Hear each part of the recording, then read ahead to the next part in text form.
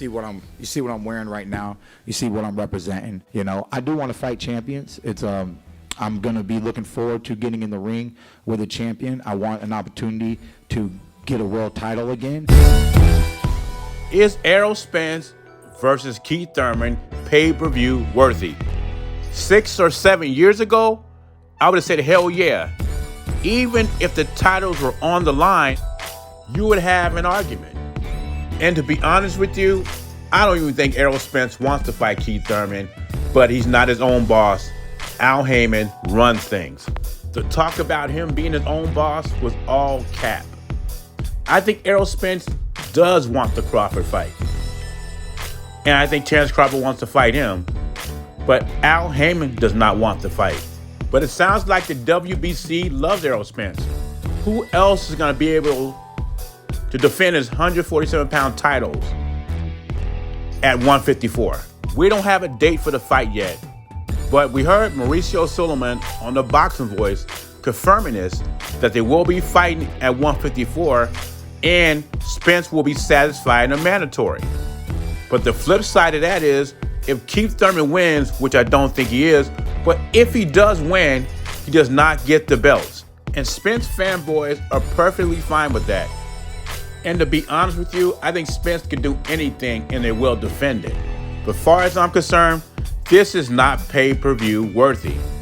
If Thurman comes out all guns blazing, knocks out Errol Spence, pulls the upset, I give him full credit and say I was wrong. But due to the inactivity, the injuries that robbed Keith Thurman of his prime, the massive weight gains between fights, actually both these guys do that, but especially Keith Thurman, and it's basically a non-title fight.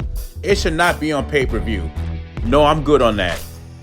I don't see this as a pay-per-view fight for those reasons, especially for $78. He gets certain fights to make it interesting. The Roddy fight. The Roddy built himself off that fight. They know that's going to be a big fight. Make it happen. Mario Barrios, he went up from 130 to 140. Create his own narrative. Oh, is Tank going to knock him out at 140? Leo Santa Cruz. Oh, that was his first real mega fight. But Leo Santa Cruz went from 26 to 35, something like that. Yeah, something like that, yeah. You know what I'm saying? He's creating his own narrative, which is smart and it's working for him. But when the fuck is you gonna fight somebody? Keyshawn Davis says Tank Davis makes his own narrative, meaning he cherry picks his opponents. He fights a weight drained Mario Barrios. He fights an undersized Leo Santa Cruz, who is naturally a 126-pounder. And he brought up Hector Garcia, who fights at 130. And let's don't forget about Mario Barrios, who was weight drained at 140. And Rolly Romero, who can't box. These are all the examples that Keyshawn Davis brought up, and he makes a valid point. Even though these fights were very interesting, at the end of the day, we knew what was going to happen. Tank was going to knock these guys out. And Tank's in the stacked division. You got the Young Bucks coming up, Schofield, Shakur Stevenson, Devin Haney's undisputed champ. There's a lot of avenues Tank Davis can go to make big, meaningful fights. He doesn't have to bring nobody up from 130. He doesn't have to bring anybody down from 140. It's all right there in his face. And talent-wise, nobody's knocking Tank. Tank is one of the best at 135. What we want to see is if he's the best at 135. And some Tank fans are already convinced.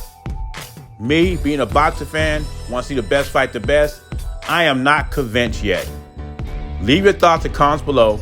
Jay Beezy, I'm gone. You know what I'm saying? He's creating his own narrative, which is smart and it's working for him. But when the fuck is you gonna fight somebody?